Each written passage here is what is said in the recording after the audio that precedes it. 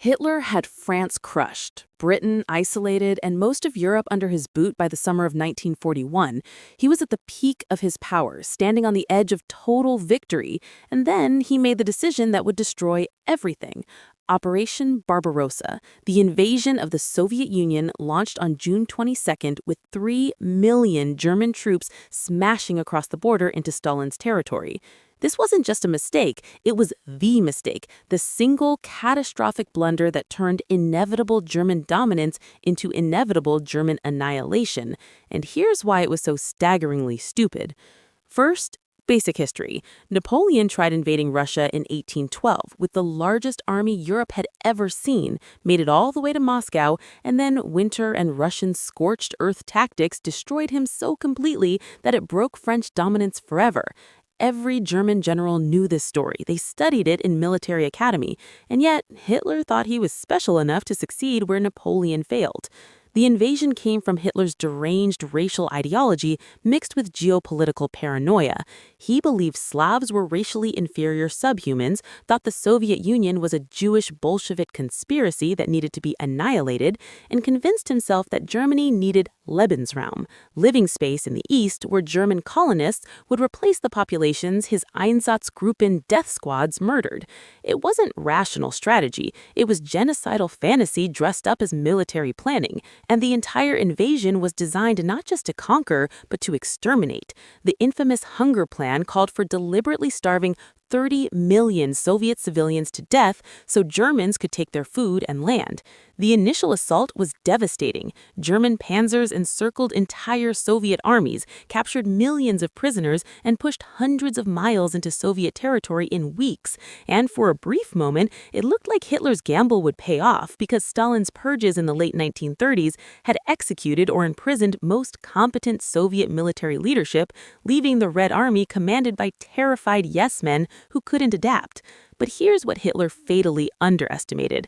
The sheer size of the Soviet Union is almost incomprehensible. You can fit the entire continental United States into it with room to spare, and every mile the Wehrmacht advanced stretched their supply lines thinner while Soviet forces could retreat, regroup, and draw German armies deeper into territory where mechanized warfare started breaking down.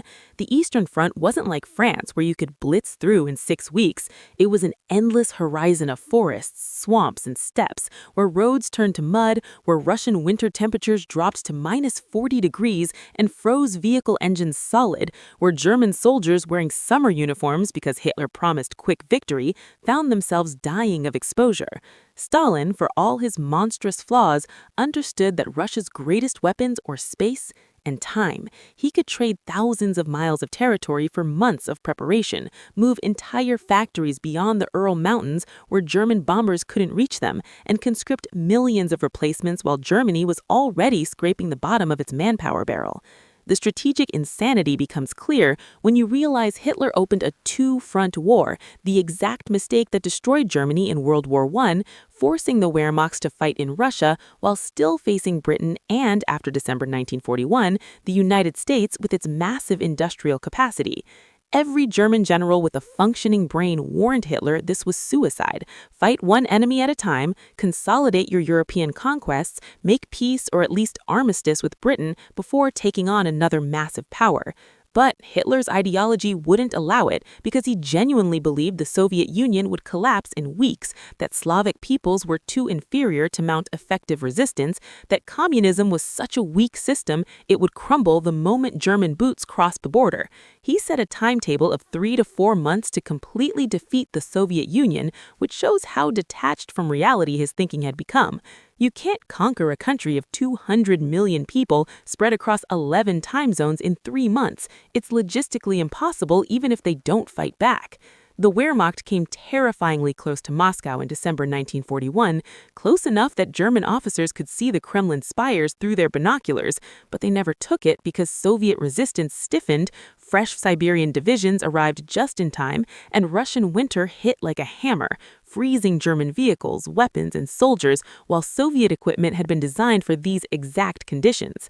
That failure at Moscow's gates was the first crack, but the real breaking point came at Stalingrad from August 1942 to February 1943, where Hitler's obsession with capturing the city named after his nemesis turned into a 5-month urban meat grinder that destroyed an entire German army. Stalingrad wasn't even strategically critical. The oil fields of the Caucasus were the real prize, but Hitler fixated on it for symbolic reasons and refused to allow retreat even when the Sixth Army got encircled, condemning 300,000 men to death or capture in the frozen ruins.